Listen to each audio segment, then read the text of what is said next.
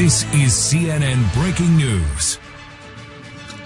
I am here right now. Very good Monday morning to you. I'm Jim Sciutto. Poppy is off. We start this Monday morning with the breaking news. In spite of new warnings from President Trump, China has just struck back with sharply higher tariffs on U.S. companies importing to China. Minutes ago, Beijing announced it will hike tariffs on $60 billion worth of U.S. goods, hiking those tariffs to 25% from just 10%, 2.5 times, effective on June 1st. Earlier, in another pre-dawn social media barrage, there were lots of tweets, the president claimed that an ongoing lack of a trade deal will be very bad for China, very good for the USA. He again claimed, wrongly, that U.S. consumers do not bear the cost of more expensive imports. In fact, they do. He declared tariffs greatly help the U.S. economy. Not much evidence of that. They are certainly not helping the U.S. stock markets. Another major sell-off is in the works just minutes from now when the markets open up. But we begin with Beijing, with CNN's Matt Rivers. He's on the ground there. This move from China shows the very brutal math of this trade war. The U.S. can impose tariffs. China can impose tariffs as well. Yeah, and we've been waiting for exactly what China was going to do, Jim, since the United States announced its moves late last week. And it was just within the last hour or so that China's government has announced, as you mentioned, that it's raising tariffs on $60 billion worth of American imports here to China. Now, in terms of how high those tariff rates go, they are going to vary. Some of them are going to be increased to 25%. Some are going to be increased to 20%. There's a varying range of what those rates are going to end up looking like. But no matter which way you look at it, that means that if you are buying American products here in China, it is going to be more expensive to bring those products in. Now, what's interesting is that it does not appear that China expanded its list of American products facing tariffs here in this country. You'll remember that China has so far put $110 billion worth of American imports under increased tariffs. These new $60 billion worth of tariffs do appear to come from that initial 110 number. Now, there had been some thought that China would try and expand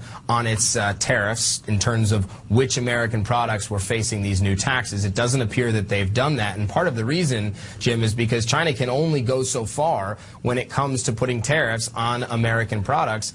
America sends a lot fewer goods here to China than the other way around. But this is Beijing signaling to America they're not going to take this lying down. They did not listen to Donald Trump's tweet. And to China's credit, they had been signaling that this was coming for several days now. Jim? Yeah, I mean, we talk a lot about internal U.S. politics. China has its own politics there and zero political incentive to give in. Matt Rivers in Beijing, thanks very much. Christine Romans joins me now. So earlier, Beijing, echoing that, said they would never yield to external pressure. I spent a lot of time in China. Yep. You should never underestimate the backbone of Chinese leaders, particularly their lack of a desire to back down to a U.S. president here. The math is tough because the U.S. has a strong economy, means we can impose tariffs. China has a lot of stimulus. They can impose and weather economic damage, too. And this is what a trade war looks like. I mean, this is what it looks like. And this is a sell-off around the world. Global markets spooked. The Hong Kong stock market, the only one to close higher because it was closed for a public holiday. And on Wall Street, an ugly Monday morning shaping up. Look, the U.S.-China trade war will raise costs for Americans and create uncertainty for investors. Tariffs on thousands of things, dishwashers, frozen fish, handbags. They jumped to 25% Friday. The president falsely states China pays those tariffs. His economic advisor, Larry Kudlow, reluctantly admitted on Fox Sunday what everyone else knows, that U.S. companies pay tariffs, not China. And they expected the Chinese to retaliate. This trade war is not over. The administration says it has also begun the process of raising tariffs on more stuff. All the remaining imports from China worth about $300 billion more. And American farmers, I really want to make this point, have the most to lose in this dangerous game. Until Trump's trade war, every third row of soybeans was shipped to China. Planting season has begun this week, and more Chinese retaliation comes at the worst possible time. Fields are underwater. Last year's soybeans are still in storage. And you've heard so many times, that old saw from the president, he could shoot somebody on Fifth Avenue and get away from it. American farmers are being shot by U.S. trade policy right now. And what is the end game here? There was an interesting detail so this U.S. tariffs obviously affect Chinese companies selling stuff here. The prices for those go up. But I've read that U.S. companies that make stuff here in the U.S. are meeting those price rises.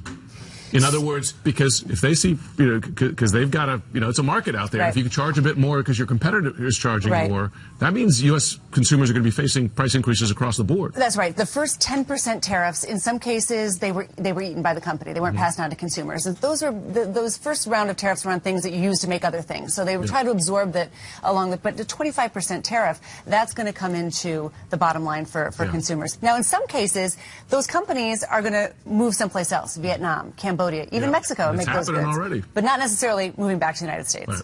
All right, let's bring in Rana Foroohar. She's associate editor of the Financial Times, also a CNN Global economic analyst. We also have Patrick Healy, politics editor from the New York Times. Rana, if I could begin with you, it strikes me that trade wars are a game of chicken, right? And the U.S. So Trump says we got a strong economy. Now's the time to hit the Chinese.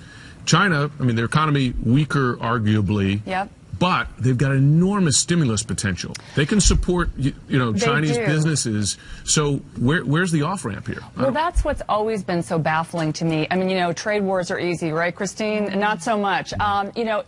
China has a mission. They are trying to transition to be a consumer economy. They have plenty of stimulus, as they say, and they have plenty of political will. I mean, they simply don't have to.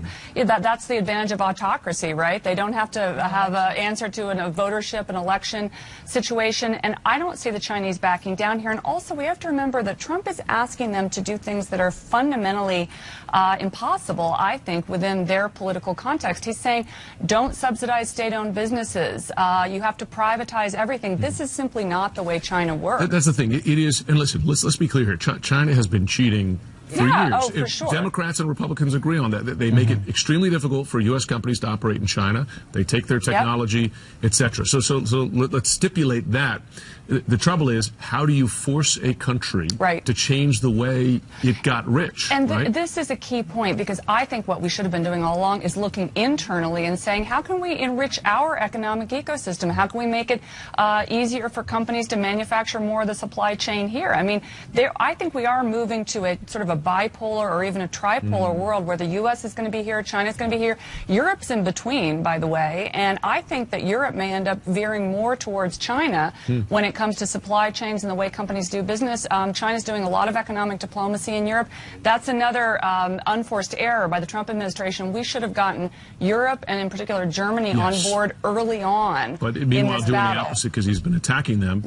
So Patrick Healy, politics, obviously an enormous element of this, and Trump is making a calculation here. He's keeping with a campaign promise with enormous risks and up against an adversary here that has its own political motivation here. Yes, no elections, but they're very conscious of Chinese pride, no desire to back down to a U.S. president here. Is there a political off-ramp for the president, or does he have to double, triple, quadruple down as we get closer to 2020 with all the economic dangers? I mean, we know, Jim, about this president that he likes to go up to the edge, that he sees himself as a deal maker who knows how to use maximum leverage when he can push an adversary into the corner. The problem is that's a concept that exists in the president's mind. We haven't seen strong results on this, from North Korea to Iran to, a number of issues, certainly Russia and Syria, that the president has pushed on. But the president thinks he's got three things going for him, Jim. He's got a pretty strong economy stateside, low unemployment, strong GDP. He thinks that the economy is something that can essentially has capacity to absorb this. Number two, he sees his base as being basically solidly with him, that even when the farmers in Iowa state that, he very much needs to carry again in 2020 if he has any shot of re-election, that those folks will stand by him. And the third, again, is his sort of concept of himself as a deal maker, that he somehow can achieve an ahistoric victory by bringing a country like China, as you got at, that sort of fundamentally, in terms of its own economics, behaves differently than this president wishes it would, that he will somehow be able to pull this off. So right now, I'm not sure he's thinking about off-ramps as much as playing this game of pressure, of, Twitter messaging, and seeing how that works out. Well, you can't change North Korea's permanent interests. Can't change China's permanent interests. We'll see how the art of the deal works here. Certainly can't see the results yet. Rana and Christina, I'm just curious. In the midst of this, the president is fundamentally misleading or attempting to mislead the American people about the effects of this. I mean, he says repeatedly, even when Larry Kudlow acknowledges American consumers pay tariffs. Tariffs are a tax, but the president still kind of doubling down with this. I mean, doesn't that matter? I think it does matter. Are people still fooled by it? Well, I don't. To connect the dots between what you were saying, Christine, about the big ag states, I mean, I think that this has not only big economic implications, but political implications, because out of the top 10 states that are going to be affected in a trade war, 8 of them voted for Trump. Now, Democrats see that. They're in Iowa campaigning already. They're trying to set the stage as the American farmer being the victim in all of this. Companies are going to pass on these tariffs to the consumer. I think you're going to start to see a major market correction. Goldman Sachs is saying that's going to shave half a percentage point off the economy. Okay. That's not great for 2020. We talked about this a couple weeks ago, that the big market jump, 15% in the last several months, priced in a trade deal. Look, and I think that, there are a lot of people in markets who are not taking it seriously. The threat of the suffering that you could have from a protracted trade fight. There are some people who keep telling me that this is mutually assured destruction, a trade war with China. So they're going to have to figure it out. You know, so they think that when Trump and Xi are together in Japan at the G20, that those two men together will find some way for both of them to save face. Strong. I mean, that plays for this president. You know, when I talk to people in the Midwest and I say, okay, soybean prices have tanked, you've got farm bankruptcies going up, but what about Trump? But they say he's doing what no one has had the nerve to do, and he's being strong. Easier for it to play well before you lose your farm, right? Or before it costs you several $100 more a year to clothe your family. Christine, Rana, Patrick Healy as well, thanks very much. Obviously a story we're going to stay on top of. Thanks, Jim. Stop, block, and troll. The president's tactic for taking on Democrat-led investigations.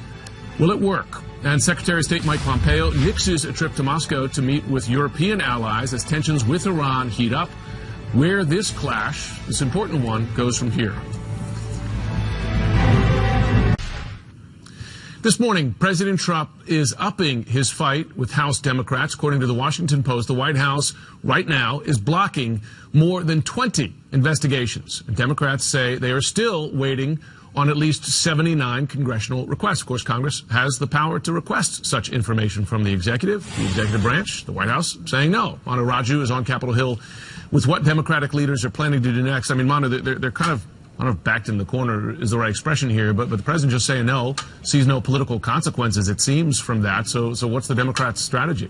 Yeah, we're heading into a new phase into this clash between Democratic leaders and the White House. The first phase was sending letters asking for the information voluntarily. The White House said no. The administration said no. Then we hit into the subpoena phase. Now the administration is resisting those subpoenas. Now we're heading into the contempt phase, where the Democrats are trying to ratchet up the pressure to try to get this information. And ultimately, this could end up in court. Now, there are two significant deadlines this week. One on Wednesday for the House Intelligence Committee has set a deadline to turn over information related to the Mueller investigation and counterintelligence information under a subpoena that Adam Schiff issued. Now, he told me last week that his committee could hold Bill Barr, the Attorney General, in contempt if he does not provide this information over to his panel. This comes after the House Judiciary Committee voted last week also to hold the Attorney General in contempt. And also, there's a Friday deadline for the Treasury Department to furnish the 6 years of the president's tax returns over to the Ways and Means Committee. The question is, what will they do, assuming the Treasury Department does not comply? There's a push to hold both Steven Mnuchin, the Treasury Secretary, and the IRS Commissioner in contempt if they don't comply. So the ultimate question here, Jim, is what will the Democrats do if the courts, once they go to court, they try to get them to turn over this information. If it drags on for some time, there's a debate internally right now within the House Democratic Caucus whether to impose fines on individuals. Adam Schiff proposing the idea of fining people $25,000 a day if they don't comply with the subpoena requests, if they are held in contempt of Congress, something they have not settled on yet, but something they may start to consider doing if more and more people resist, including these two big deadlines tonight, both this week, with the Mueller report as well as the tax returns on Friday. Jim? Interesting strategy. Hit him in the pocketbook. See if that makes a difference. Manu Raju, thanks very much. Let's find out what the plan is next. Joining me now, Democratic Congressman Dwight Evans of Pennsylvania. He serves on the House Ways and Means Committee, which, of course, is committee requesting the tax documents, has the right by law, it appears, to do so. Congressman, thank you for taking the time this morning. Thank you for inviting me. So let's ask you that question. Manu posed it, was going to be my first question too. You set a Friday deadline. Your committee has for Trump's tax returns. Of course, the Treasury Secretary kind of running defense here from the president, resisting that. What do you do if they break another deadline? Well, look, I hope they don't break another deadline. I mean, the chairman of this committee, Chairman Neal, has been very responsible in the way he's attempting to handle it. He has sent 2 letters, one on April the 3rd and the other one on April the 13th, indicating to the president that this law is on the books, that the Internal Revenue shall provide this information. And that's basically how we have now led up to the subpoena that will that is indicated that this Friday the Secretary of Treasury as well as Internal Revenue is to come before this committee and ask why specifically they haven't provided the information. So it's clear this is not a confrontation that this chairman of this committee wants. We want to try to work this out.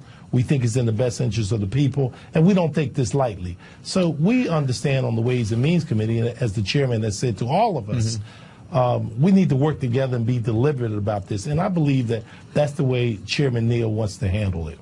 Fine, but there's no interest, there's no sign the White House has any interest in working together. They're saying no to some 20 different investigations, 79 separate congressional requests here. I'm just curious what the Democratic plan is for when the White House is saying no to everything. I mean, there's the idea of fining people who don't show up, taking them to court. What do you do now?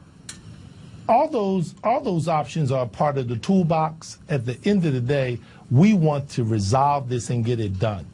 We've been very clear. The law is on our side. You know, ultimately, court is an option. There are other options that are available. So I want you to be very clear. We want to make this work and get it done. We're very clear as the responsibility that we have on the Ways and Means Committee that we have the responsibility of oversight in terms of our tax system, and we don't take that lightly. So the chairman, in consultation with members on the Ways and Means Committee, has been very clear that at the end of the day, ultimately, we may wind up in court with the president. But we don't think that this is the way we should go. We hope that the president will step up and do what's necessary. We'll see. Doesn't look like a lot of sign of that at this point. On May 1st, you told the Morning Call that you support impeaching President Trump. Do you still hold that position? And do you find that your colleagues, your Democratic colleagues, are moving towards that step now? Well, I think that it's moving towards that step. I mean, when I said that at the particular time, that was when the Republicans were controlling the House. I made it very clear that I thought this president needed to be impeached. But there's a step before impeachment. There's the impeachment inquiry that needs to take place. And in my view, the Judiciary Committee is doing what it needs to do. Oversight Committee is doing what it needs to do. The Intelligence Committee is doing what it needs to do. Ways and Means is doing what it needs to do. And the way it works at the end of the day, we want to work together to get some things done. We got transportation, our infrastructure. That's the ideal situation. So I hope that this president understands that we are a co-equal branch. And it is our responsibility and obligation to work together to do something for the American people. So to be clear, you do not support impeachment today. You say that that's down the line. There are a lot of steps in between. What I would support is an impeachment inquiry, which is the step before impeachment. What it basically does is give the necessary tools to Congress. So at this particular point, where we are, is that the president, by denying, accepting the fact of the subpoenas, and we have the responsibility of oversight, we don't take that lightly. That is a responsibility that is guarded, and it's our responsibility to have oversight in terms of what the president does. I want to ask you about the issue of gun violence. We spoke with the mother of a survivor of the Colorado shooting. We spoke to her last week, and her phrase really struck us. She said hoping didn't work. Her hoping that this wouldn't happen to her child in their neighborhood school. My colleague Poppy Harlow and I at that point said, listen, we're going to ask every lawmaker, Democratic or Republican, when they come on this broadcast, what are you going to do? What's your party going to do right now to save American children from this threat? Well, she's correct. There should be no more excuses, but we did. We passed out of the House House Resolution 8, which is universal background checks. That's something that did not happen when the Republicans were in charge. and we have a gun violence task force, which I'm a part of it.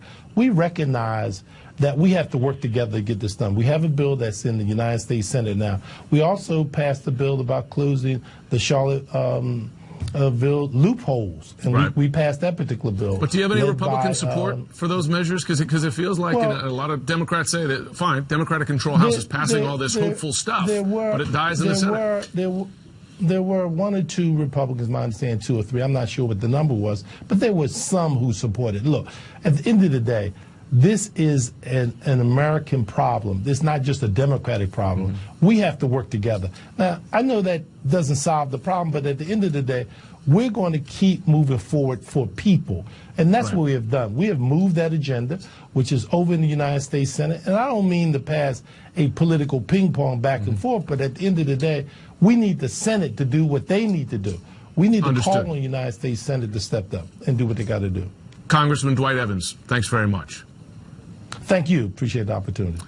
We are just moments away from the opening bell on Wall Street. Brace yourself. This could get ugly. The escalating trade war with China weighing heavily on investors. Stay with us.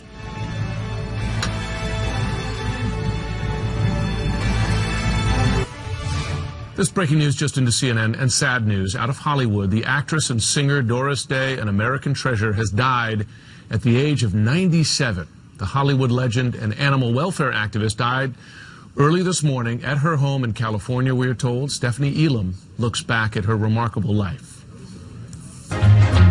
Shaking the blues away, unhappy news away. Over the span of 2 decades, Doris Day was one of Hollywood's most popular leading ladies.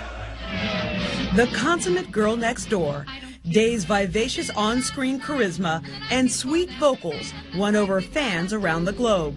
I'm gonna ring the bell tonight, I'm gonna ring the bell tonight. That's what I'm gonna do. Day's career began as a teen growing up in the Midwest. A singer, she shared the stage with big band giants Bob Crosby and Les Brown. Gonna take a sentimental journey. Her first recording hit, Sentimental Journey, was especially popular with American troops coming back from World War II. A gig in Hollywood led to her first movie role, the 1948 musical, Romance on the High Seas. I'm in love, I'm in love, I'm in love, I'm in love, I'm in love, I'm in love, I'm in love. In the 50s and 60s, she co-starred with Hollywood legends like Rock Hudson, Cary Grant, and James Stewart. Her films consistently top the box office, many featuring Day's wide vocal range, like her rendition of Que Sera, Sera, and Hitchcock's The Man Who Knew Too Much.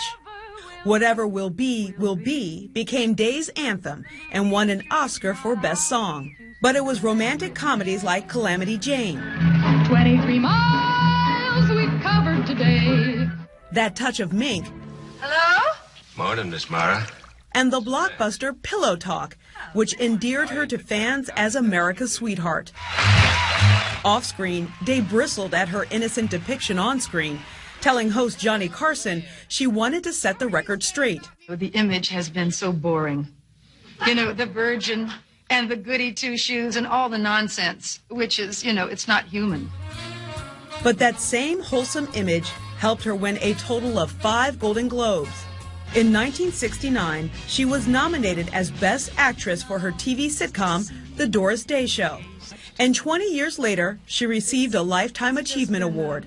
This business has been a great joy in my life. I've loved every minute of it. In 2004, President George W. Bush presented Day with the Medal of Freedom, the highest civilian honor. After Hollywood, Day dedicated herself to the care of animals through a foundation that bears her name. Go to your city shelter today and adopt a pet. Late in life, Day was rarely seen in public, but she still had plenty of admirers. Once a year, in her final act, she emerged to celebrate her birthday, serenaded by a chorus of devoted fans.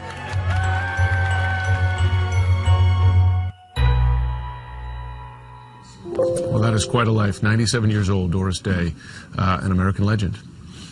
News we're following now, the opening bell ringing on Wall Street. This as investors react to the breaking news. China retaliating now by raising tariffs 25% on many U.S.-made goods. This, of course, after the U.S. raised tariffs again on Friday on Chinese-made goods.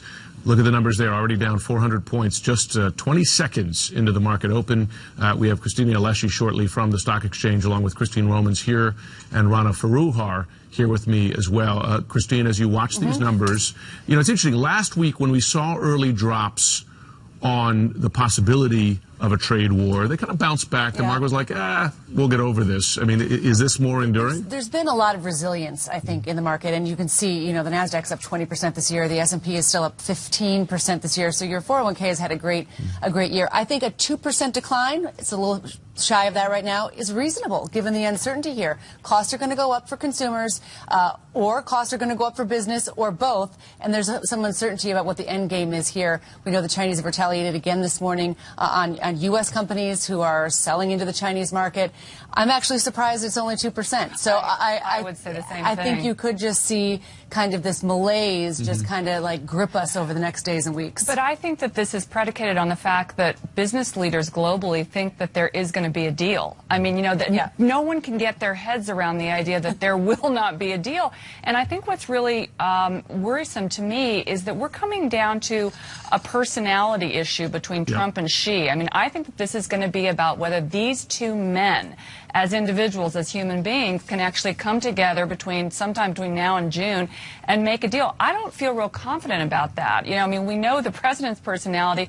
Xi Jinping is a very tough leader, a very hard-headed guy. I mean, this is a guy that's had a major clamp down in China on human rights, on journalists. I mean, this is someone who is not going to let up easily once he has a goal. And I think the fact that this is the two leaders we're talking about here is a worrisome thing. Well, it's personal, it's political, it's an enormous amount of pride here, right? Pride, absolutely. Disincentive to be seen as given in, and that's a powerful force. Sure. Christine Alessi, she's down at the market here. Listen, the market's been wrong on this for some time, has it not? I mean, it priced in a deal. The deal hasn't happened. Now both sides are firing tariffs at each other, in effect. Do you sense something different on the floor today than in prior weeks when the market said, you know, we'll get through this? Well, investors are clearly sending a signal to the administration. They are not buying the positive spin that Trump is trying to put on these tariffs. And look, how did we get here, right? Right now, the U.S. does not feel clearly pressure to make a deal. Trump is saying our economy is very strong. Right now, both sides actually feel like they don't need to make a deal. I think what's going to change in the coming months is that the U.S. may actually lose some of its leverage as we head into the 2020 election cycle. Trump is not going to want to see this kind of pain on Wall Street.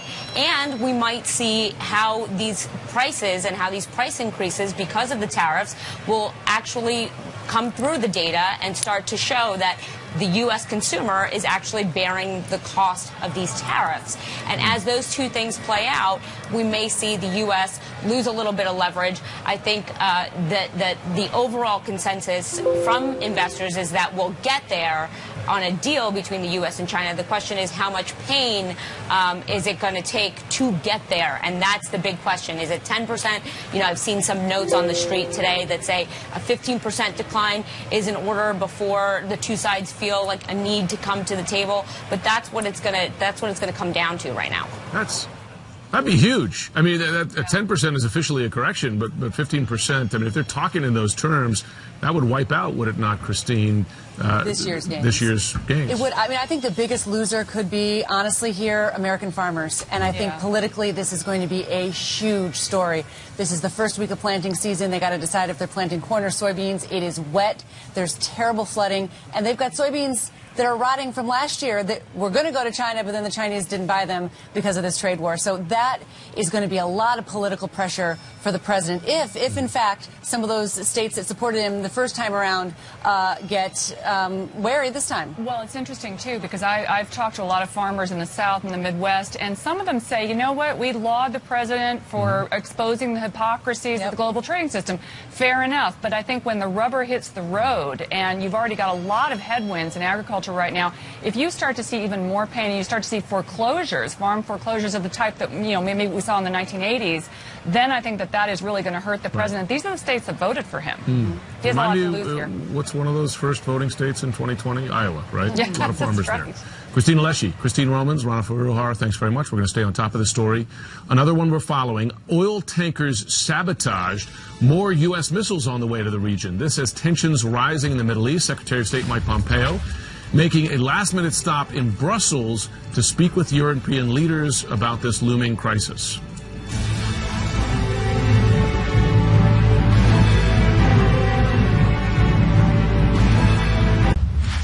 Secretary of State Mike Pompeo is now in Brussels, that's NATO headquarters, by the way, after canceling today's trip to Moscow. In a last-minute change, he will now meet separately with leaders of the UK, Germany, and France in Brussels to speak about the situation regarding Iran. This is happening after European leaders said they were concerned about rising tensions in the Middle East. Tomorrow, Pompeo will go ahead and meet with Vladimir Putin, the Russian president, in Sochi, Russia, as planned. What's he going to talk about there? Pompeo's change of plans comes as defense officials say U.S. forces could be at risk, the target of a new Iranian threat. That is according to intelligence sources to USS, to CNN. That is why these B-52 bombers have been deployed to the region. They are on the way to an air base in Qatar. And more Patriot missiles have also been sent to the Middle East. A lot going on. CNN senior international correspondent Frederick Pleitgen is in Tehran now. Fred, tell us what's happening in Iran and how is Iran viewing the situation? Well, the Iranians have had a pretty angry reaction, Jim. They're basically blaming the Trump administration for what they say is the escalation of this situation. They say, this is the Iranian government speaking, that the Trump administration is involved in what they call psychological and economic warfare against Iran, and saying that they're trying to ramp up these tensions. At the same time, however, you do have senior Iranian commanders, especially from the Revolutionary Guard Corps, who do some pretty tough talk against the United States. There was one who said that the U.S. would, quote, get hit in the head if it tried to mess with Iran here in this area. And there was another senior IRGC official who came out and said that they believe that this aircraft carrier, the Abraham Lincoln, in the Persian Gulf is actually an opportunity for the Iranians because they think that they could hit it with their ballistic missiles if indeed there was a larger confrontation with the United States. So some pretty tough talk going on there between the Americans and, of course, the Iranians as well. And all of this, of course, as not only you have that standoff with the bombers coming in, but you do also have the Lincoln Carrier Strike Group. And, you know,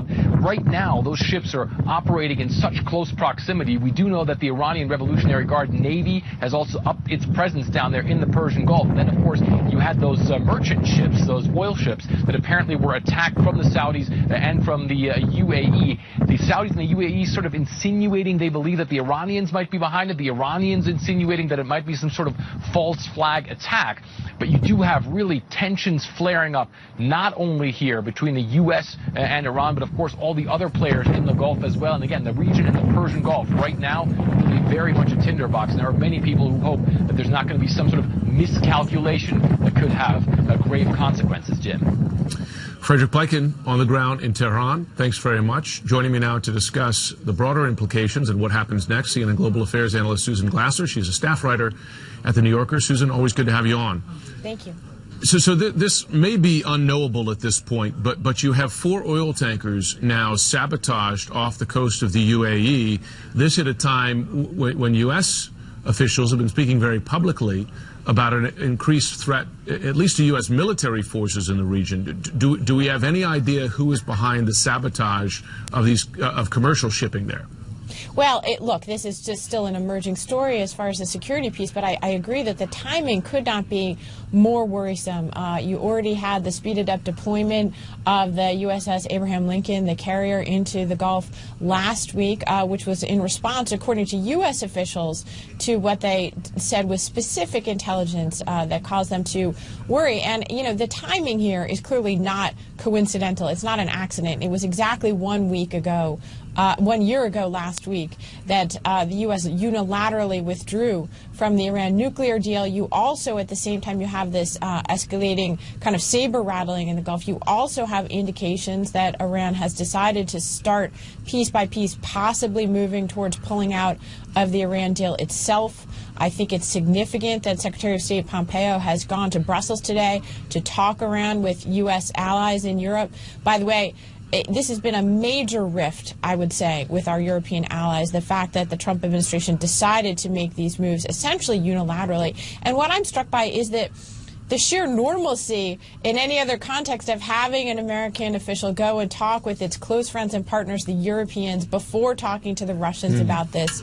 And, this is the kind of stuff that used to happen as a normal, standard par for the course. And what's interesting about this is that it's noteworthy, right? Yeah, no, you're right. No, normally that would be an automatic. And the Secretary of State had gotten some criticism last week that was not the case, meeting the allies first. Now he's doing it. Let me ask you this. Let's do a little reality check here, because both sides have a disincentive to get into a shooting conflict here, right? I mean, President Trump has shown very little appetite, in fact, the opposite, for further military entanglements in the Middle East. Iran knows that if they're hitting at U.S. forces there, that there's going to be an enormous response. How much of this is saber-rattling to serve a domestic political audience, and how much of this from both sides is a substantive step towards a possible conflict?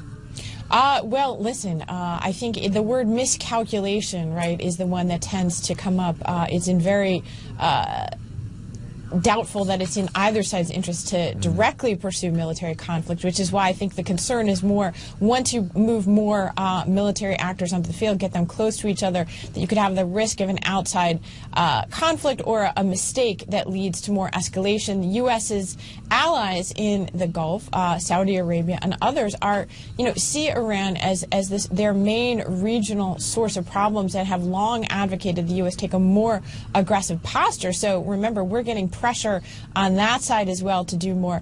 Trump has been in many ways very lucky geopolitically, right? He has actually not had that much in the way of external crisis imposed on him. So now the question is, will some of his decisions, some of his moves, including putting the screws on Iran at a time when we had this Iran deal, cause that conflict finally to occur? But I agree with you that Trump's inclination seems to be often to resort to this move of increasing pressure as a way of getting leverage and forcing people back into talks. You saw that with North Korea, and I wonder if that is what he thinks is going to happen here as well. Yeah, although you're playing with fire, and oftentimes those moves can lead to a conflict you don't want, right? The risks of escalation. U.S. commanders talk about that all the time. Susan Glasser, thanks very much. Thank you.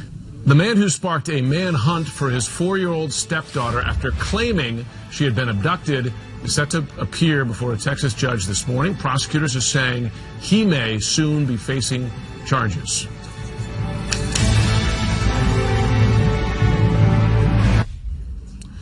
Darian Vance, the man who sparked a manhunt for his 4-year-old stepdaughter claiming she had been abducted, is now likely to be charged with that little girl's murder. This, according to court documents. Moments from now, Vance will appear in a Texas court on charges of tampering with evidence. That evidence, jail records say, it's difficult to hear, is a corpse, a human corpse. CNN's Nick Valencia has been following the story. Nick, good morning. So the charges are going to be tampering with evidence. Are we going to see a charge for the little girl's murder as well? It appears that way according to court records, Jim, and it appears that the evidence against Darian Vance was just too much. For days, investigators had tried to reach him for an interview unsuccessfully. Over the weekend, they finally caught up with him, charging him with tampering with a human corpse. And we want to show you some exclusive video that our affiliate KTRK obtained, and it shows what appears to be and what we believe to be the last time that Malia Davis, that 4-year-old little girl in the corner of your screen, entered her apartment complex. In a separate video, it shows Darian Vance just days later leaving the apartment complex with what appears to be a large blue laundry basket that's heavy, as well as a trash bag in it, and he was also, according to police, carrying bleach. Now, I mentioned that evidence. Inside the family's home, there was a large amount of blood that, according to investigators, there appeared to have been an attempt to clean up that blood. That DNA matched DNA taken from the toothbrush of Malia Davis. And throughout this, Jim, I'd been talking to the mother of Malia Davis, who initially defended the stepfather, defended Darian Vance. But this is what she told me about him on Friday. Do you still believe Darian? Do you still believe his story? No, I don't believe his story. Only because I've been out here every single day doing what I have to do as a mother. I've been trying, and he hasn't been by my side not one time. Just hours later, she held a press conference outside the family's home where she made explosive allegations alluding to sexual abuse, physical abuse inside the home. We should say we've been unable to corroborate that with police. But you remember, since the very beginning, there was a lot of gaps, a lot of holes in the stepfather story. He is expected to make his first court appearance in about an hour from now. His story, investigators say, just didn't add up. And now he's facing these charges, potentially facing a murder charge after that. Jim. Yeah, there's a beautiful little girl. What a horrible story. Nick Valencia, thanks for staying on top of it. Well, we continue to watch the markets. This after China responds to the U.S. increased tariffs. Look at it there, down 500 points at nearly 2%. I believe that's the most it's been down so far this morning. We're going to continue to watch this story. And coming up, CNN journalists revisit stories they've never forgotten to continue to inspire them today. Champions for Change, a powerful primetime